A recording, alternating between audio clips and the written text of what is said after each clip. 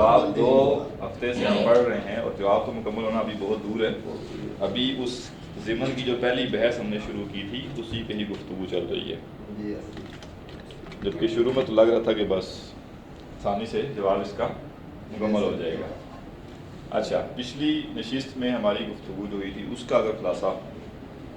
اس میں یہ آیا تھا کہ جو ہمیں اصول جو بنیادی ماخذ ہیں ہمارے پاس دین کے وہ تو حدیث اور قرآن اور بعد میں جو ہمارے پاس آئے اس میں ایک اجماع تھا اور ایک قیاس تھا.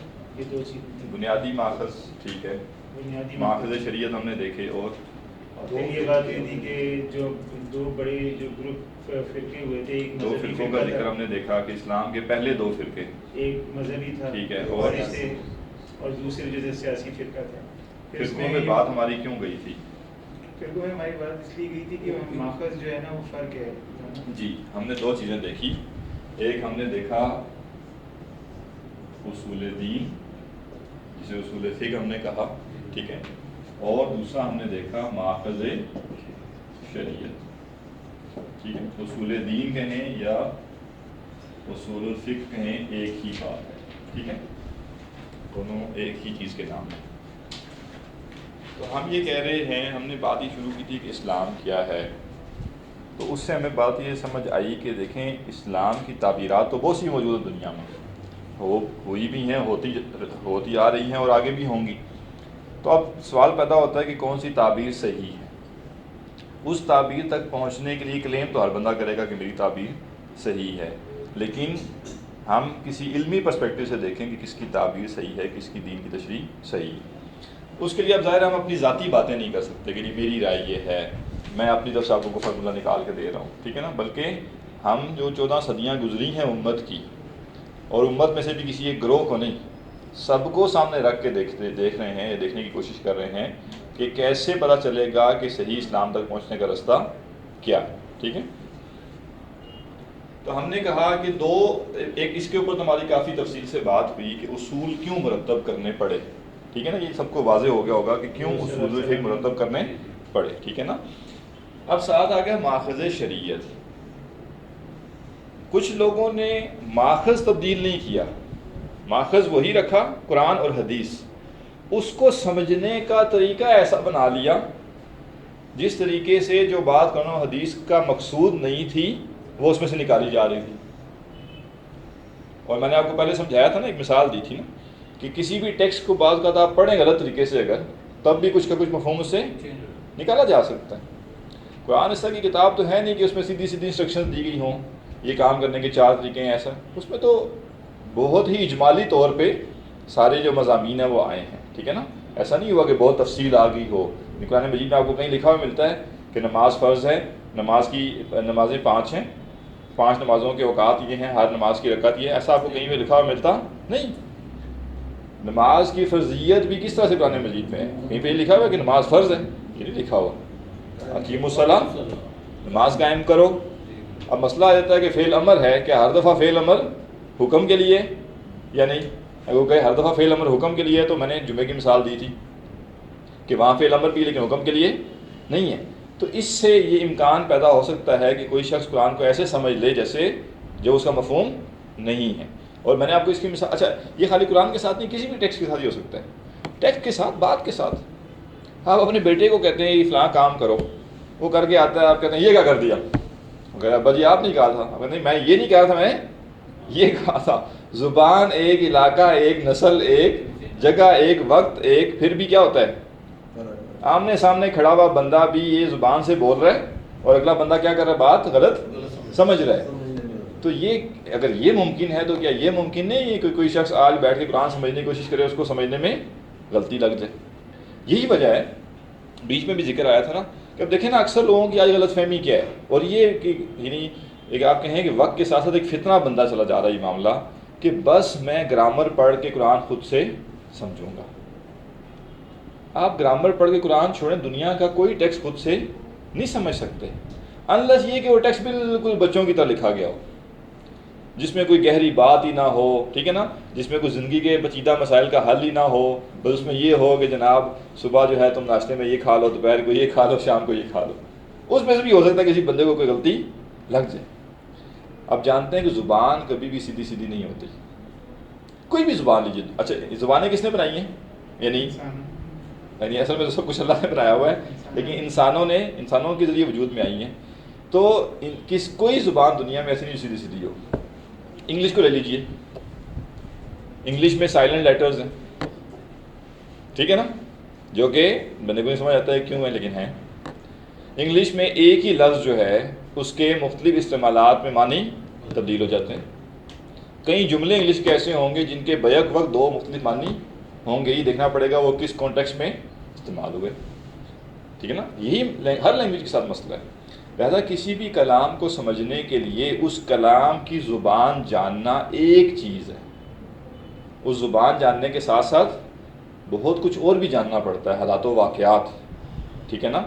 آج بھی آپ دیکھیں نا، اگر کوئی جو انگریزوں میں کوئی پرانے لوگ ہیں، شیکسپیئر ہے، اس کا کوئی بھی ٹیکسٹ ہے، آپ انگریزی جانتے ہوں گے، آپ پڑھ سکتے ہیں؟ نہیں پڑھ پائیں گے. کیوں نہیں پڑھ پائیں گے؟ کیونکہ چلے مان لیا کہ انگریزی اس کی پرانی یعنی وہ جدید کر لیں آپ، لیکن اس کا ایک زمانہ تھا، وہ ایک علاقے میں رہتا تھا، وہ ایک قوم سے تعلق رکھتا تھا. ٹھیک ہے، اس کے وقت مختلف طرح کے مسائل دنیا میں تھے. اب جو لوگ جنگ عظیم پہلی اور دوسری ہوئی زمانے کے ہیں، ان کے موضوعات اور ہیں. ہم نے وہ جنگیں دیکھی نہیں. جس زمانے کو ہم نے دیکھا ہے، آج 100 سال بعد اس کے بارے میں کوئی پڑھے گا تو وہ یہ حالات و واقعات تو نہیں جانتا ہوگا. اور جب آپ جانتے ہیں نا، کئی دفعہ ہم کیا کرتے ہیں، ہم کہتے ہیں کہ بھائی تم بیٹھے ہو کینیڈا میں، تم ذرا آؤ پاکستان، یہاں رہو، پھر تمہیں پتہ چلے کہ اس چیز کا مطلب کیا ہے. کیوں بھائی، یہیں سے کیا ہوا بندہ ہے. لیکن آپ کو پتہ ہے کہ حالات و واقعات بھی فہم کے اندر مدد کرتے ہیں. برحق تو کچھ لوگوں نے تو یہاں میں مسئلہ کر دیا کہ اپنے طریقے سے سمجھنے کی کوشش کی، تو اس کو کرنے کے لیے اصول دین یا اصول فقہ آئے. کچھ لوگوں نے کیا کیا، ماخذ ہی تبدیل کر لیا. ہاں کہا ادھر سے تو ٹیڑھا مفہوم نکالنا ذرا مشکل ہے، کیا کرو، جو ہم مفہوم نکالنا چاہتے ہیں اس کے لیے سورس ہی نیا لے آؤ. اور اس کی ایک میں نے مثال دی تھی عقل. ٹھیک ہے، ایک فرقہ تھا معتزلہ، وہ باقاعدہ عقل کو ایک سورس آف شریعہ مانتے تھے. اچھا آپ کا ایک لیکچر ہوگا جس میں سارے فرقوں کا آپ کو تعارف کرایا جائے گا، اور حیران کن بات یہ آپ کے لیے ہوگی کہ وہ سارے وہ فرقے ہوں گے جن کا آپ نے نام نہیں سنا ہوگا. ٹھیک ہے نا. ہمیں لگتا ہے فرقے یہی ہیں جو 2-4 ہم نے دیکھے ہیں. وہ سننے کے بعد بندے کو کہتا ہے کوئی فرقہ واریت نہیں آج. ٹھیک ہے، جس فرقہ واریت سے ہمارا ماضی گزر کے آیا ہے، اب کوئی فرقہ واریت نہیں. ٹھیک ہے نا، بہت کم ہے. اب تو ایسے اور طرح کی چیزیں ہیں. بدل تو معتزلہ جو تھا، ان کا ایک بڑا مسئلہ یہ تھا کہ وہ عقل کو بھی ایک سورس مانتے تھے، یہاں تک کہ وہ عقل کو بعض موقعوں پر قرآن و حدیث سے اوپر رکھتے تھے. جی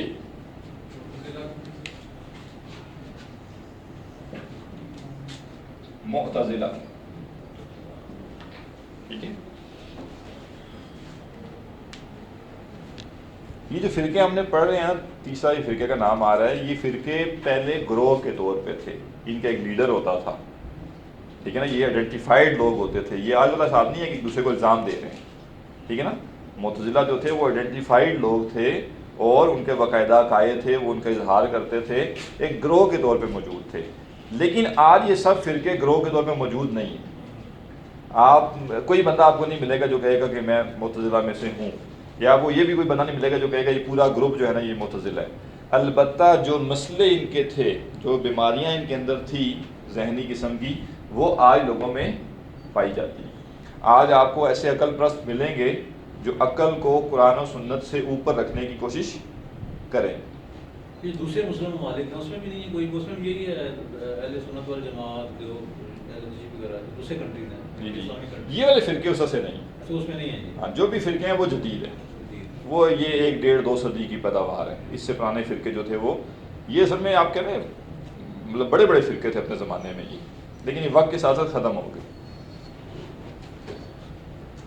یہ فرقہ تھا کیا جی؟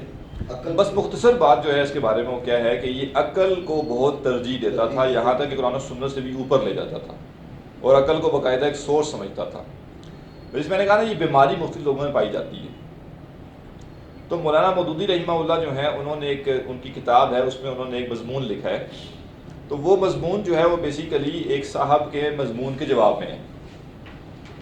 تو پاکستان بننے کے آس پاس کا یہ دور کی یہ بات ہے کہ ایک صاحب تھے جو غالباً بعد میں کسی یونیورسٹی میں بڑے عہدے پہ رہے، وہ گئے جاپان کی سیر کو، ٹھیک ہے، لبرل انسان تھے، ٹھیک ہے، سیکولر انسان تھے، جاپان کی سیر کرنے گئے، سیر کر کے واپس آئے تو انہوں جیسے ایک ہوتا نا، آپ ایک لکھتے ہیں اپنے سیر و سیاحت جو بھی تاثرات ہوتے ہیں، ہاں تو وہ انہوں نے لکھا، تو اس میں انہوں نے، اب میں صرف مثال دینے کے لیے جو مین موضوع ہے اسی پہ رہنا ہے ہم نے، ٹھیک ہے نا، ڈائیورٹ نہیں ہونا، تو اس پہ انہوں نے لکھا کہ جی جاپان کے لوگ جو ہیں ان کو ہم بڑی آسانی سے مسلمان کر سکتے تھے، عیسائیوں نے آ کے ان کے اوپر زیادہ کام کر لیا ہمارے بجائے، تو وہ کہتے ہیں کہ جہاں تک میں نے دیکھا تو اس کی وجہ یہ ہے کہ عیسائیوں کے ہاں شریعت میں نرمی زیادہ ہے، ٹھیک ہے جی، نرمی کیا ہے ہی نہیں شریعت، 2-3 عقائد ہیں وہ مان لیا آپ نے تو آپ بخشے بخشائے ہیں ہمیشہ کے لیے، تو پھر شریعت پیچھے باقی رہتی نہیں ہے۔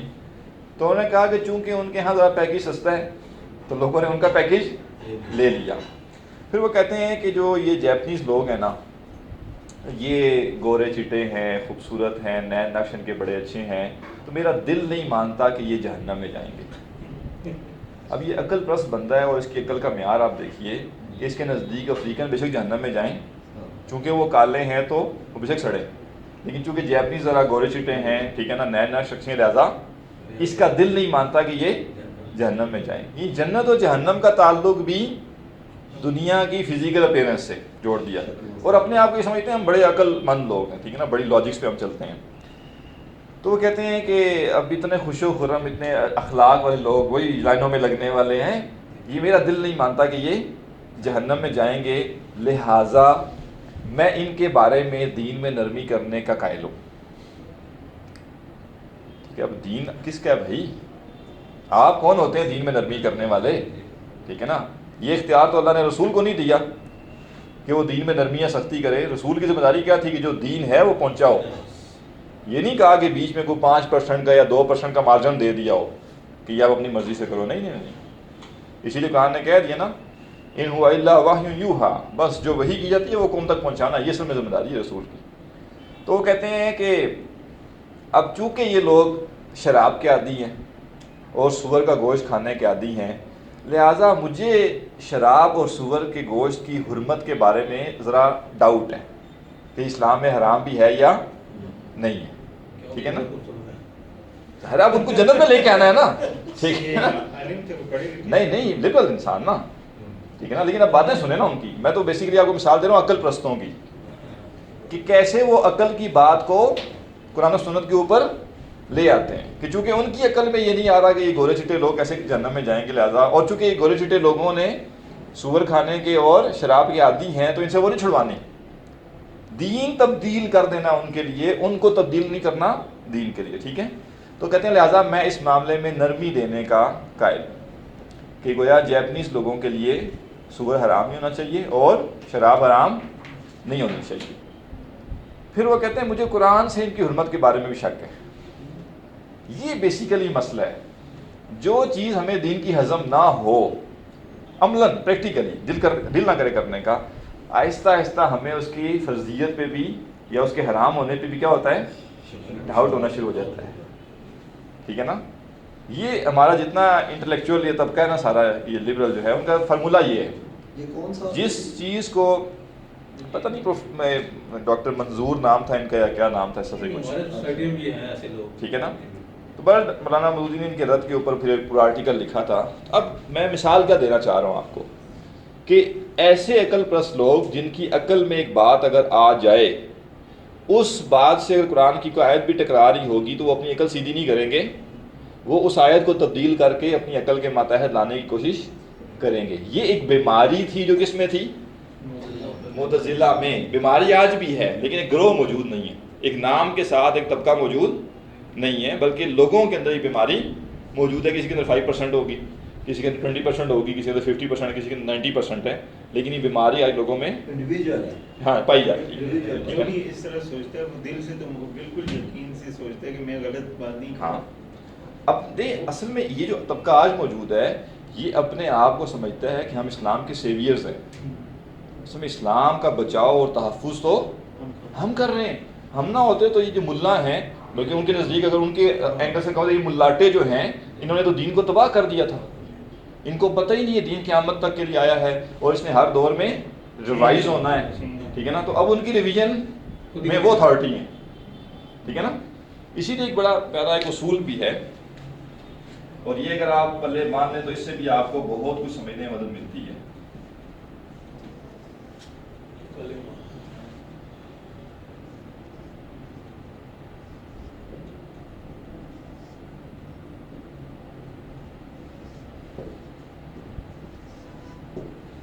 کلمۃ الحق ارید بها الباطل.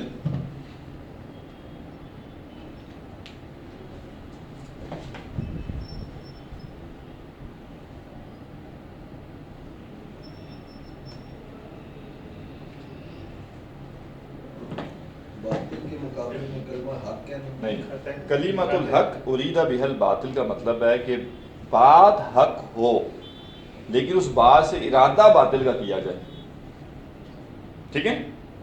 جو بات ہے وہ اپنی ذات میں کیا ہوگی، وہ حق بات ہوگی، لیکن اس سے جو ثابت کیا جا رہا ہوگا یا اس سے جو ارادہ کیا جا رہا ہوگا کیا ہوگا، وہ باطل. مثلا لیکن ثابت باطل کیا ہے. ہاں، مثلا اللہ غفور و رحیم ہے، یہ بات کیا ہے، حق ہے. لہذا مومن ہے، کافر ہے، فاسق و فاجر ہے، نیک متقی ہے، اللہ نے آخر میں سب کو ہی بخش دینا ہے، یہ بات کیا ہے، بات ہے. اب ہوتا یہ ہے کہ جو جذبات ہوتے ہیں وہ کلمۃ الحق کے ذریعے ابھارے جاتے ہیں. واضح، اللہ بڑا غفور و رحیم ہے، 70 ماؤں سے زیادہ شفقت کرنے والا ہے. لوگوں کا ذہن اور دل تھوڑا سا نرم ہو چکا، اب اوپر سے جو چیز داغ دی وہ کیا ہے کہ اتنا غفور و رحیم اور اتنا بخشنے والا وہ کسی کو سزا نہیں دے سکتا. اب باطل کیوں ہے، قرآن میں ہی سارا کچھ لکھا ہوا ہے نا، سزا بھی قرآن میں ہی لکھی ہوئی ہے، ٹھیک ہے نا. تو مسئلہ کیا ہے، اکثر اوقات ہم دھوکہ کھا جاتے ہیں کہ بندہ کیا کر رہا ہے، بات تو حق کر رہا ہے، جو ہم بات نہیں سمجھ پاتے وہ یہ کہ اس حق بات سے جو ارادہ کرتا ہے وہ کیا ہے، وہ باطل ہوتی ہے. اور یہ اکثر یہ کاریگری کی جاتی ہے، ٹھیک ہے نا. تو جیسے یہ نا کہ جی دیکھیں دین قیامت تک کے لیے آیا، یہ کیا ہے، حق بات ہے. قیامت تک کے مسائل کا حل قرآن میں، یہ کیا ہے، حق بات ہے. اچھا یہ بھی حق بات ہے کہ آج دین کو ریوائول کی ضرورت ہے، دور میں بہت سی تبدیلیاں آ گئی، ان تبدیلیوں کے مطابق قرآن و سنت کو آج ایکسپلین کرنے کی ضرورت ہے، یہاں تک بات حق ہے. لیکن جو بات نا حق ہے وہ یہ ہے کہ میرے پاس یہ اتھارٹی نہیں ہے کہ میں آج دین کو ریوائز کر لوں. یہ جیسے پہلے ہوتا آیا ویسے ہی ہوتا آئے گا، یہ اصول و ضوابط کے اندر رہ کے ہوگا، بات سمجھ رہے ہیں. تو اور ہمیشہ ایک ذہن میں رکھیے گا بات، ہر وہ شخص جو یہ چاہتا ہے کہ اس کی منمانی تعبیر کو لوگ مانیں، اس کی علامت ذہن میں رکھ لیں، وہ آپ کو کسی نہ کسی طریقے سے اسلاف سے کاٹنے کی کوشش کرے گا. اسلاف کون ہے، ہمارے نہیں، صحابہ نہیں، ہر جنریشن در جنریشن جو اوپر لوگ ہیں صحابہ تک درجہ بدرجہ، یہ پوری لڑی ہے نا، 14 صدیوں کی پوری لڑی ہے، 30-35 نسلیں گزر گئی ہیں. تو اس 30-35 نسلوں میں جو بڑے بڑے ہمارے علماء آئے، انہوں نے جو کام کیا، ایسا شخص کچھ بھی کر کے چاہے آپ کو ان اسلاف کی عظمت کا ہی کیوں نہ قائل کرے، ٹھیک ہے، لیکن پریکٹیکلی ان سے آپ کو کاٹے، یہ آسان علامت ہے کہ وہ آپ کو اپنی منمانی باتوں کے اوپر لانا چاہتا ہے. مثال، یا کیوں وجہ ایسا یہ کیوں وہ کرتا ہے، دیکھیے یہ ایک چیز ہے، اس کی لمبائی کتنی ہے، لینتھ کتنی ہے. اگر میں آپ سے یہ سوال پوچھتا ہوں تو آپ کیا جواب دیں گے، 6 انچ اور 4 انچ اور 8 انچ 7 انچ. اختلاف ہو گیا علماء میں، ایسے اختلاف ہوتا ہے، ٹھیک ہے. اب ہم اگر اس اختلاف کو رفع کرنا چاہیں، حتمی طور پہ طے کرنا چاہیں کہ اس کی لمبائی کتنی ہے، تو طریقہ کار کیا ہے، فٹے سے ناپ لیا جائے. تو اسی لیے یہ جو فٹے سے ناپنا ہے اس کو کہتے ہیں معیار کسوٹی، ٹھیک ہے، معیار اور کسوٹی جس کے ساتھ آپ ایک چیز کو طے کر سکیں.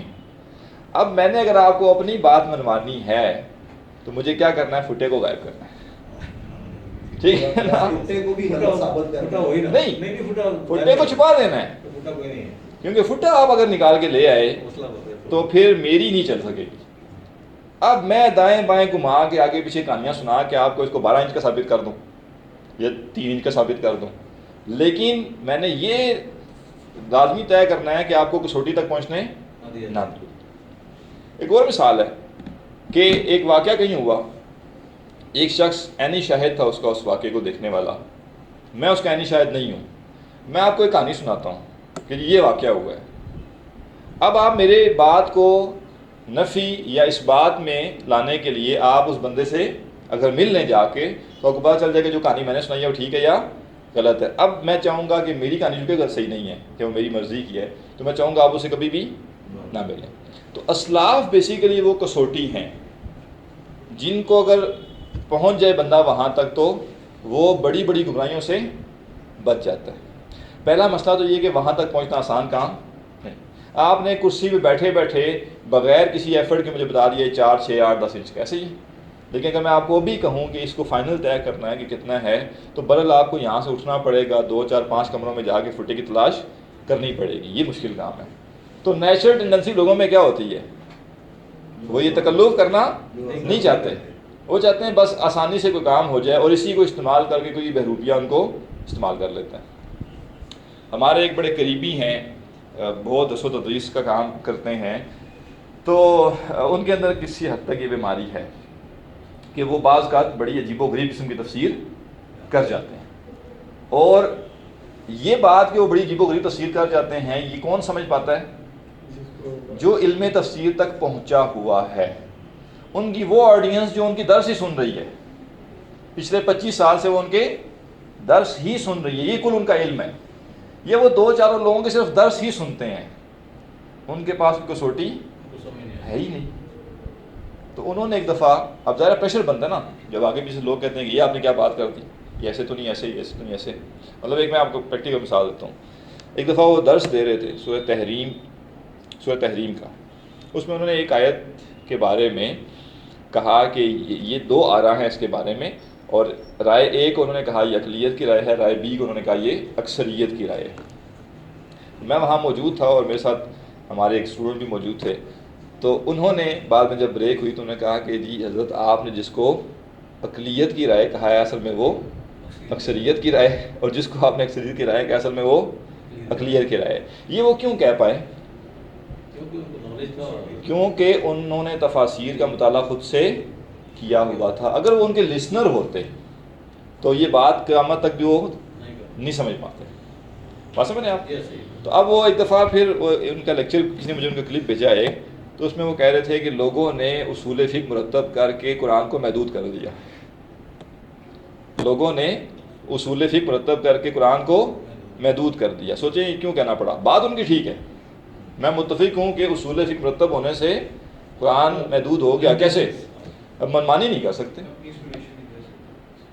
نہیں اپنی منمانی کریں گے زیادہ آراء نکلیں گی، جب آپ اصولوں میں رہیں گے تو اتنے مسالے دار باتیں نہیں نکلیں گی۔ اب چونکہ ان کی جو آڈینس ہے وہ اس لیے ان کی آڈینس نہیں ہے کہ ان کی باتیں سن کے لوگوں کی نمازیں بہت بہتر ہو گئی ہیں، لوگوں کے روزے بہت بہتر ہو گئے ہیں، بلکہ ان کی آڈینس ان کو اس لیے لائک کرتی ہے کہ وہ مسالے دار باتیں ہوتی ہیں۔ ابھی میں اگر بیٹھ جاؤں آپ کو امریکہ کیا سازشیں کرتا ہے، جرمنی کیسے یہ کر رہا ہے، اسرائیل کی کہانیاں اور انڈیا کی کہانیاں اور افغانستان یہ سنانا شروع کر دوں تو آپ رات 1 بجے تک بھی نہیں اٹھیں گے، ایسے ہی ہے نا؟ کیونکہ اس میں مسالہ ہے، سنسنی ہے۔ یہی تو آج ہمارا میڈیا استعمال کر رہا ہے۔ لوگ آدھی یا 12 گھنٹے خبریں سنتے ہیں۔ آپ سوچیے کبھی زندگی میں وہ 12 گھنٹے روز خبر سن سکتا تھا؟ نہیں سن سکتا تھا، لیکن وہ سنسنی ہر ٹائم کچھ ہونے والا ہے وہ جو ہے نا۔ تو اس سے کیا ہوتا ہے، آڈینس تو مل جائے گی اور آڈینس کچھ بھی بڑی ہو جائے گی، لیکن وہ آڈینس کبھی سوچے کہ 15 سال ہو گئے درس سنتے ہوئے، میں ذرا اپنے عمل کا جائزہ لوں اور سوچوں کہ میرے کتنے نظریات اور کتنے اعمال اس در سے بہتر ہوئے۔ تو اب ایسی باتیں جو ہوتی صحیح ہیں لیکن وہ دینی اعتبار سے صحیح نہیں ہوتی۔ تو میں نے کہا کہ علامت کیا ہے کہ جب کوئی شخص آپ کو اسلاف سے دور کرے تو کچھ کہیں گڑبڑ ہے۔ یہ ہر بندہ کیسے سمجھ سکتا ہے کہ کیا؟ مجھے اسلام سے دور کر رہا ہے؟ جی اسی لیے کورس ہے. دیکھیں ہمارا رونا ہی ہے. میں اس دن پچھلی کلاس میں نے کیا بات کی تھی, بغیر علم کے کوئی اگر شارٹ کٹ ہوتا تو ہمیں کیا شوق ہے اس سارے کا. ہمیں یہ باتیں کیوں سمجھ آئی؟ کیونکہ ہم نے 2 سال کہیں بیٹھ کے پڑھا, تب کوئی باتیں سمجھ آئی نا. میں ایک مثال آپ کو دیتا ہوں کہ میں نے جب خود دین نہیں پڑھا تھا, درس الحدیث میں بھی درس سن رہا ہوتا تھا, کچھ چھوٹا موٹا آگے پیچھے سے کوئی چیز پڑھ لی, تو میں یہ سمجھتا تھا اس زمانے میں کہ سارا دین میں جو اختلاف پیدا ہوا ہے اور فتنہ فساد ہے نا یہ اماموں نے کیا. ٹھیک ہے, نہ یہ امام ہوتے نہ فرقے ہوتے. اب اگین وہی بات میں نے پہلے کہا تھا, اوور سمپلیفائڈ ماڈل جو ہوتے ہیں وہ صحیح نہیں ہوتے. بظاہر سادہ عقل کیا کہتی ہے کہ 4 بڑے امام نہ ہوتے تو 4 فرقے نہ ہوتے, لیکن اصل بات یہ کہ 4000 فرقے ہوتے. ٹھیک ہے, ایک سادی سی مثال, آج تک جتنے لوگوں نے کہا کہ ہم فرقہ واریت ختم کریں گے, انہوں نے کیا کیا؟ ایک نیا فرقہ ایڈ کیا. یہ ٹھیک ہے. اور جتنے لوگ آپ اٹھا کے دیکھیں گے جنہوں نے کہا کہ ہم فرقہ واریت کے خلاف کھڑے ہو جائیں گے, ہم فرقہ واریت نہیں ہونے دیں گے, ٹھیک ہے نا, تو انہوں نے جب کہا کہ سارے غلط تھے تو انہوں نے کیا کیا؟ اپنی ایک وہ دیا نا ماڈل. جب انہوں نے اپنا فرقہ دیا تو وہ ٹیکنیکلی 4 سے 5 ہو گئے, 5 سے 6, 6 سے 7, 7 سے 8. اس وقت بھی آپ اگر امت کو کیلکولیٹ کریں تو 99.99% امت ایک طرف کھڑی ہے, اور یہ جو ہزاروں کے حساب سے فرقے ہیں جنہوں نے کہا کہ ہم فرقہ واریت ختم کریں گے, ان کو اگر آپ گنیں تو یہ خود ہزاروں میں, حالانکہ یہ 0.1% بھی نہیں ہے امت کا. ٹھیک ہے, تو اب یہ بات گہری ہے کہ بھئی جو 4 امام تھے ان کے ذریعے فرقہ واریت ہوئی نہیں بلکہ کم ہوئی ہے, کرٹیل ہوئی ہے. پھر اگلی بات جب آپ خود جا کے پڑھتے ہیں پتہ چلتا ہے کہ ان 4 اماموں نے تو فرقہ واریت کی کوئی نہیں. میں نے ویسے پڑھا کہ کوئی فرق ہی کوئی نہیں ہے. ٹھیک ہے, نہیں فرق ہے, دوسرے سے وہ اختلاف نہیں کر رہے. نہیں اختلاف ہے, یہ بھی ٹھیک ہے. دیکھیں اختلاف ہے, اور اختلاف کئی جگہوں پہ سویر بھی ہے, لیکن وہ علمی اختلاف ہے. علمی ہے نا, ٹھیک ہے, ایسے کوئی نہیں ہے. علمی کا مطلب کیا یہ نہیں ہے کہ ضد ہو گئی. عقیدے کا نہیں ہے. میں کہنا کیا چاہ رہا ہوں, ایک ہے کہ مجھے پتہ ہے ان کی رائے ہو رہا ہے, میں نے اس کے علاوہ ایک رائے پتہ کرنی. اس زمانے میں نہ تو موبائل فون تھے نہ ای میل تھی, ٹھیک ہے نا. اپنے اپنے علاقوں میں لوگ بیٹھ کے دین مرتب کر رہے تھے. وہ جب سارا جمع ہوا وہ بعد میں جمع ہوا, وہ نہیں تھا کہ مدینہ میں پڑھنے والا جو ہے اس کو کوفہ والوں نے اٹریکٹ کرنا تھا, اور کوفہ میں پڑھنے والے کو مدینہ والوں نے اٹریکٹ کرنا تھا. بس میں نے آج کل تو یہ کھینچا تانی ہے نا, نہ کوئی چندے کا مسئلہ تھا, نہ ایک علاقہ تھا. الگ الگ علاقوں میں مختلف لوگوں نے اپنے ذہن کے مطابق کیا کیا, دین کو سمجھنے کی کوشش کی, مرتب کرنے کی کوشش کی. وہ تو جب وقت گزرتا گیا تو سارے کو کیا کیا گیا, اکٹھا کیا گیا. صدیاں لگ گئیں سارے پروسیس میں. اور پھر جب ہم دیکھتے ہیں کہ ہر ایک نے جو بات کہی ہے نا, وہ اس لیے نہیں کہی کہ دوسرے سے مختلف کرنی ہے, وہ اصولوں میں وہ بات پھر بیٹھتی تھی. بس میں نے ایک ہے میں آج کچھ کہہ جاؤں, کل آگے کچھ اور کہہ جاؤں, پرسوں آگے کچھ اور کہہ جاؤں, آپ ساری باتیں میری جوڑیں آپ کہیں, یہ تو کوئی ایک ترتیب سے ہے ہی نہیں. چلیں میرے اور آپ کے اصولوں میں تھوڑا سا فرق ہو جائے یہ سمجھ آتا ہے, لیکن میری بات تو میرے اصولوں کے مطابق ہونی چاہیے نا. میری بات میرے اصولوں سے ٹکرانی نہیں چاہیے. اگر اصولوں سے ٹکرا, اس کا مطلب ہے کہ میں نے پھر علم کی بیس پہ کوئی بات نہیں کی, پھر میں نے جہاں دیکھا میرا الو سیدھا ہوتا ہے میں نے وہ بات کر دی. تو بندہ دنگ رہ جاتا ہے جب بندہ پڑھتا ہے ان 4 ائمہ کے کام کو کہ انہوں نے کتنی بڑی ریسرچ کی. خیر اس پہ ہم آگے چل کے کبھی بات کریں گے. تو برحال اسلاف سے کاٹنا ایک بڑا ذریعہ ہے اپنی منمانی باتوں کو رائج کرنے کا, اور اسلاف سے کاٹنے ہی کا ایک دوسرا اگر میں اس کا نام لے لوں دوسرے ورژن کا, تو وہ ہے علم سے دوری. اسلاف تک آپ کیسے پہنچیں گے؟ اسلاف نے کوئی ایک کتاب تو نہیں لکھی نا, کوئی ایک ناول میں تو نہیں سارے اسلاف کا سب کچھ موجود. علم ہے, وہ ایک علمی ذخیرہ ہے. مثلا اسلاف تک آپ نے پہنچنا ہے, آپ کو کیا کرنا پڑے گا؟ تفاسیر تک پہنچنا پڑے گا. تفاسیر ایلینز نہیں لکھی نا, سارے جو اسلاف تو انہوں نے لکھی ہیں. کتب احادیث ان کی شروحات تک جانا پڑے گا. اب یہ سارا کام کیسے ہو پائے گا؟ علم کے ذریعے. تو اگر کوئی بندہ علم کے ہی خلاف ہو جائے, یہ بھی ایک علامت ہے اس بات کی کہ وہ اپنی منمانی بات کو لوگوں میں رائج کرنا چاہتا ہے.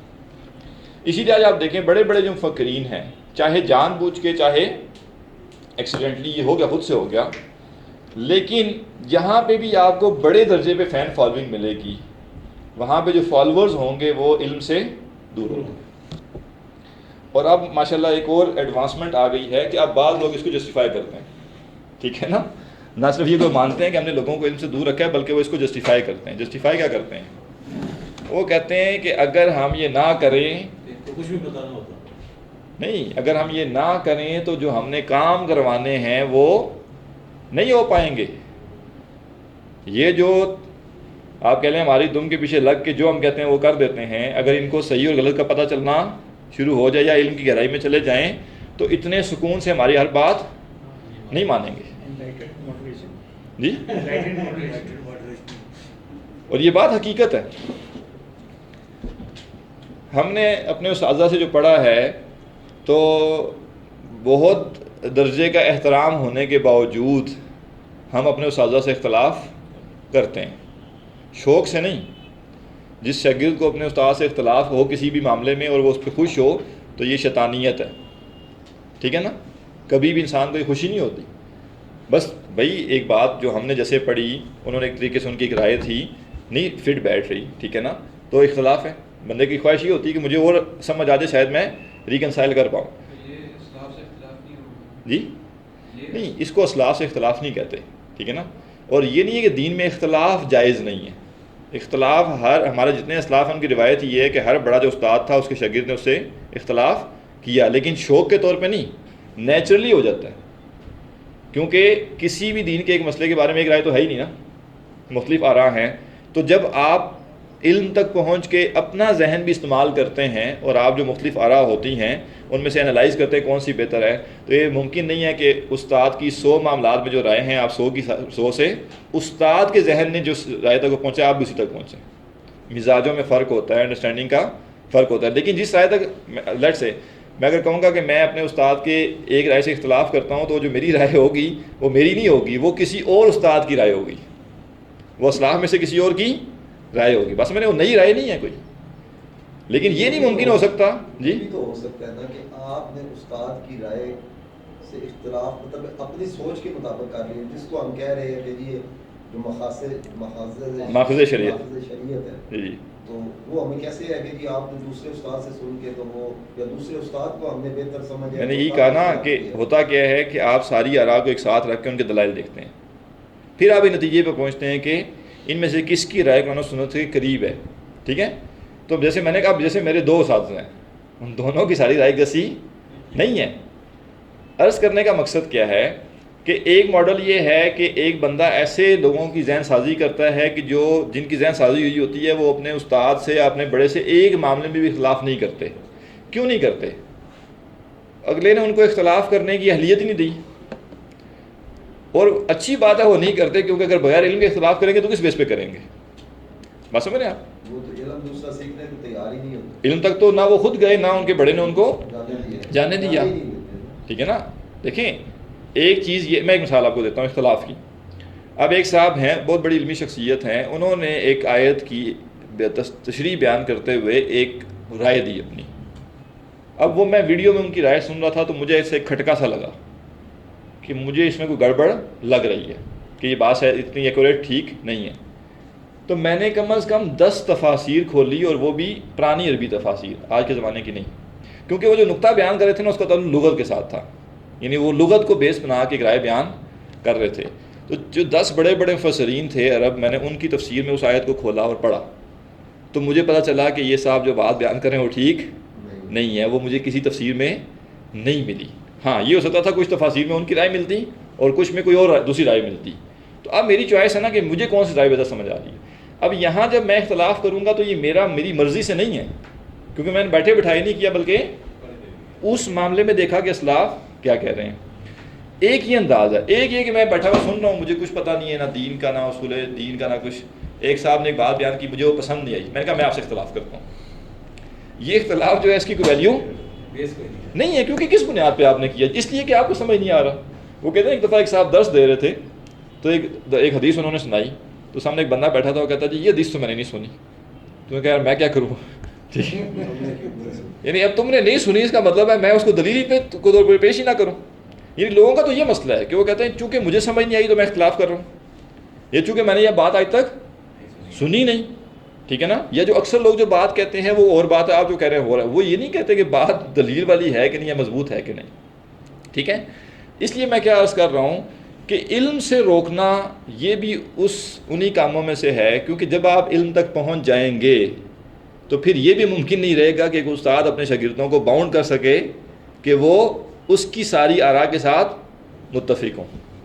اس کو ابھی ہم کیا کہیں گے کہ جیسے لوگوں نے تفاسیر لکھی ہیں, لیکن کیونکہ قرآن جو ہے وہ تو سارے زمانوں کے لیے ہے, تو کافی چیزیں سائنس کی اس وقت تک نہیں ہوئی تھی, کیونکہ جب اشارہ ہے اس وقت نہیں تھا. اب وہ رائے آئے گی تو وہ چیز ایڈ ہوگی, وہ اس سے ڈفرینٹ ہو جائے گی تفسیر جو پہلے کسی نے کی ہے.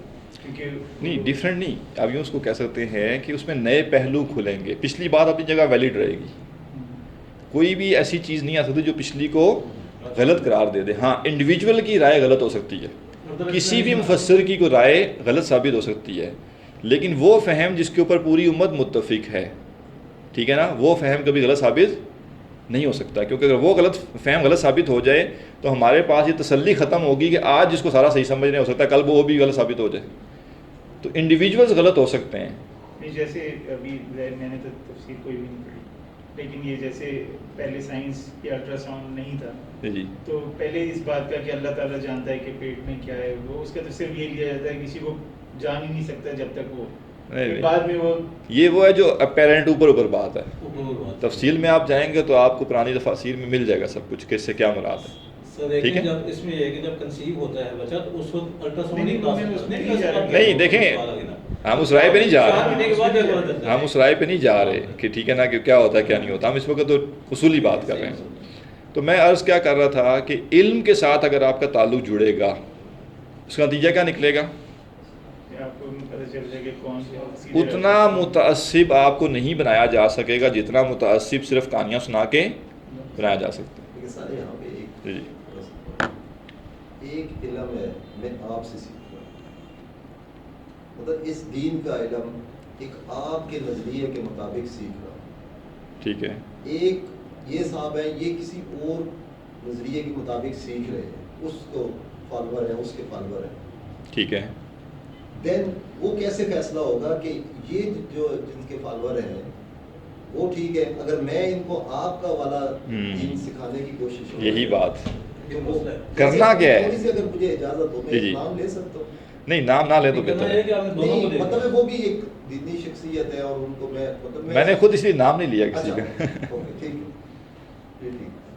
اس میں ہمیں کیسے نہیں, میں دیکھیں یہی عرض کرنا چاہ رہا ہوں, جب میرے لیے بڑا آسان ہے کہ میں روزانہ آ کے ایک ہی کلاس لوں آپ کی, اور یہ باقی آپ جو حدیث کی اصطلاحات پڑھ رہے ہیں, سیرت کی کتاب پڑھ رہے ہیں, ٹھیک ہے نا, حدیث میں سے 250 حدیثیں آپ خود پڑھیں گے ایک ترتیب سے کتاب سے, ٹھیک ہے نا, اس کے بجائے میں آ کے اپنی ہی وضاحت میں آپ کو ساری باتیں سمجھ, آپ بھی بڑے خوش ہوں گے. ذرا وہ اتنی محنت نہیں کرنی پڑے گی نا, بس بیٹھے ہوئے کہانی سنیں. فرق یہ ہے کہ جب تک آپ ایک انڈیویجول کی زبان سے یا اس کی باتیں سنتے رہتے ہیں وہ علم نہیں ہے. علم کے سورسز تک آپ کو جانا پڑے گا. کون سا سورس؟ جی, اور جو علم کا سورس ہے اس میں اختلاف نہیں ہے. یہی تو میں بتا رہا ہوں نا, ہم آپ کو ریاض الصالحین پڑھا رہے ہیں, پہلے سال میں آپ 250 حدیثیں پڑھیں گے, دوسرے سال میں آپ باقی ساری حدیثیں پڑھیں گے, شروع سے آخر تک کتاب پڑھائیں گے. ہم یہ نہیں کہیں گے کہ ریاض الصالحین میں یوں لکھا ہے, کیونکہ جب ہم کہیں گے ریاض الصالحین میں یہ لکھا ہے تو یہ ہماری رائے ہے, بس سمجھ رہے ہیں آپ. لیکن جب آپ کو پہلی حدیث سے آخری حدیث تک متن کے ساتھ حدیثیں پڑھائیں گے تو ہم نے اس میں سے پک اینڈ چوز نہیں کیا. فرق سمجھ رہے ہیں آپ. یہ ایک زمین آسمان کا فرق ہے کہ جب ایک بندہ کہتا ہے کہ دین سارا میں نے پڑھ لیا, اب میں حلوہ بنا کے تمہیں دے رہا ہوں, اب ہمیں کیا پتا اس کا حلوہ دین کے مطابق صحیح ہے بھی کہ نہیں ہے. اور ایک بندہ وہ کہتا ہے کہ بھائی میں تمہیں اپنی رائے خالی نہیں دوں گا, ٹھیک ہے, میں نے جیسے دین سمجھا میں وہ بھی تمہیں سمجھاؤں گا, لیکن جو سورس ہیں دین کے, کیا سورس, ہم نے بھی کیا پڑھا, قرآن اور حدیث. جب ہم آپ کو اصول تفسیر پڑھا دیتے ہیں, اصول تفسیر میرے یا ان کے نہیں ہیں, وہ سب علماء کے ہیں. یہی تو میں ابھی پہلے بات کر رہا تھا کہ ہمارا اس میں ذاتی کچھ نہیں ہونا چاہیے. جب آپ کو اصول حدیث پڑھا دیں گے, اصول تفسیر پڑھائیں گے, آپ ساری احادیث کو ایکسیس کر ساری تفاسیر کو ایکسیس کر سکتے ہیں. جب ہم آپ کو اصول حدیث پڑھائیں گے, آپ ساری احادیث کو ایکسیس کر سکتے ہیں. جب ہم آپ کو اصول فقہ پڑھائیں گے تو آپ دین کے جتنے مسئلے ہیں ان کو ایکسیس کر سکتے ہیں. جب ہم آپ کو تفاسیر اس طرح سے پڑھائیں گے کہ کوئی اس میں یہ نہیں ہوگا کہ اس کی پڑھانی اس کی نہیں پڑھانی, یا میں کہوں صرف میری تفسیر پڑھیں آپ، یا صرف میں جو وضاحت کروں گا وہ پڑھیں؟ ہمارا جو پارٹ 2 ہے اس میں ہم 12 مختلف تفاسیر سے تفسیر پڑھاتے ہیں، اور وہ 12 تفاسیر جو ہے وہ کسی ایک طبقے کی ہیں ہی نہیں. اس میں جو ہے وہ ایون بریلوی بھی ہیں، دیوبندی بھی ہیں، اہل حدیث بھی ہیں.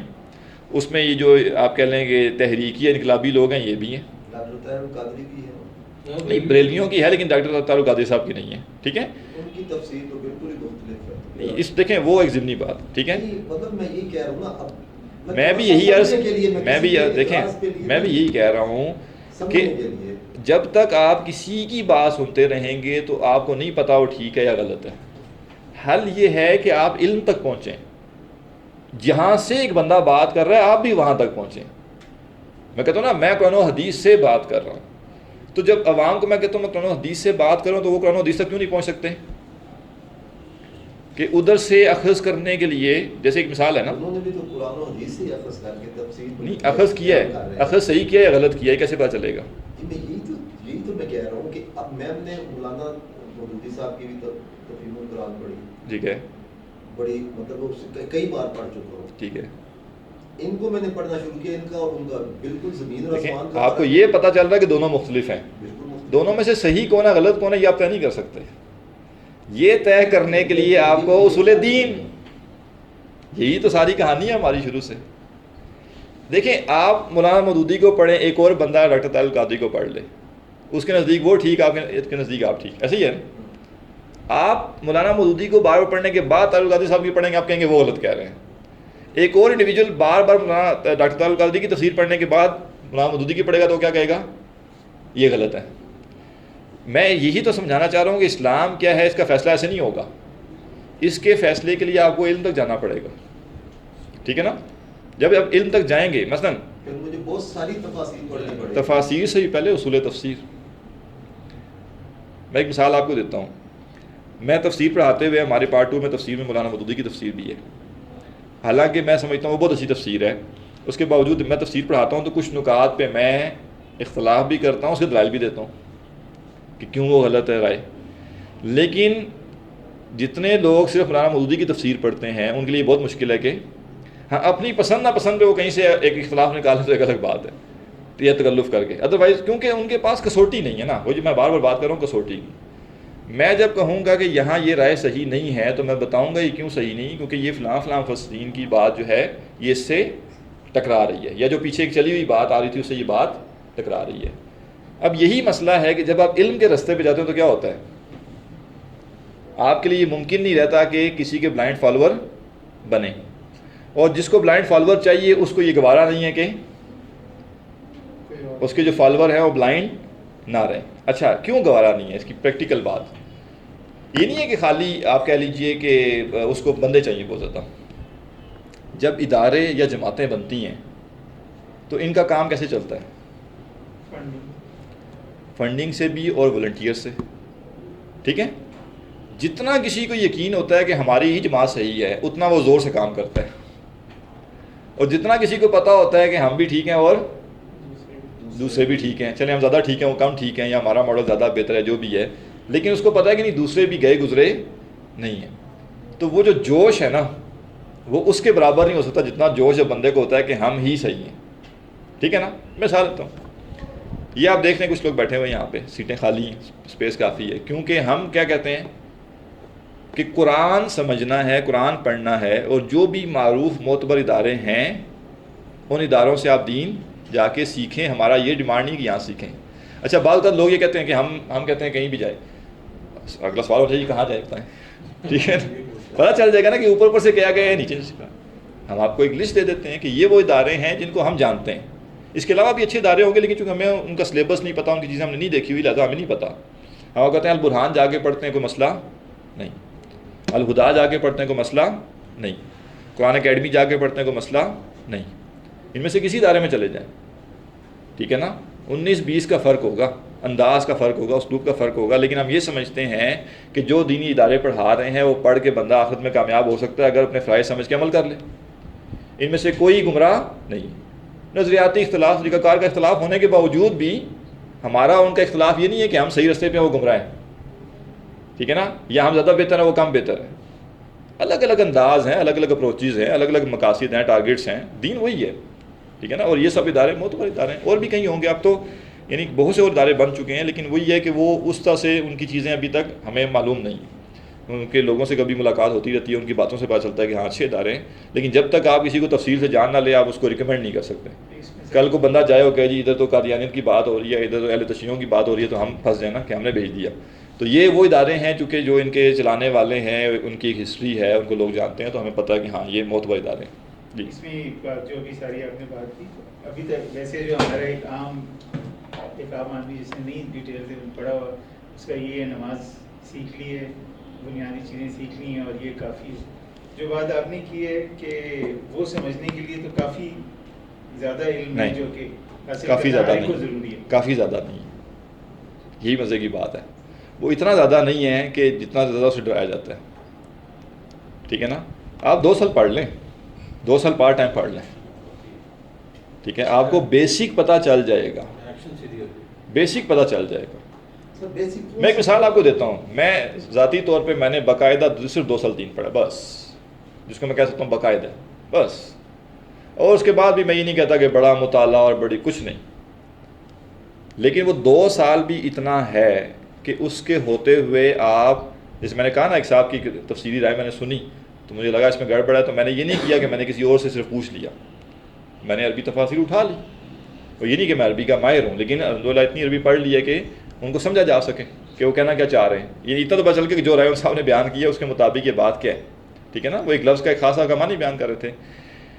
تو عرض کرنے کا مقصد کیا ہے کہ یہ ڈراوا ہے بہت بڑا کہ جی بہت گہرا علم چاہیے ہوتا ہے جی، اور وہ بڑا مشکل ہوتا ہے جی، اور وہ تو بس کوئی حاصل کر سکتا ہے. نہیں، ایک مفسر بننے کے لیے بہت علم چاہیے، ایک مفکر بننے کے لیے بہت علم چاہیے، لیکن کسی کی علم کو پڑھ کے اس کو جانچنے کے لیے اتنا علم نہیں چاہیے، کیونکہ علم کوئی اور دے رہا ہے، آپ نے صرف کتابوں میں جا کے اس کو جانچنا ہے کہ وہ ٹھیک بات کر رہا ہے یا غلط.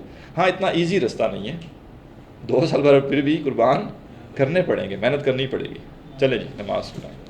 تھوڑا سا سر ایک 2 منٹ کے لیے جو ہم ابھی تک جو حدیث کو پڑھ رہے ہیں جی اس سے تو مجھے نہیں سمجھ آتی، مطلب میں اپنی کہ ہم حدیث کو سمجھ پائیں گے. ابھی تو کہانی شروع ہوئی ہے، کیونکہ اتنی تیز احادیث، مطلب اس کو تھوڑا سا تبدیل نہیں ہونا چاہیے وہ جو آپ کا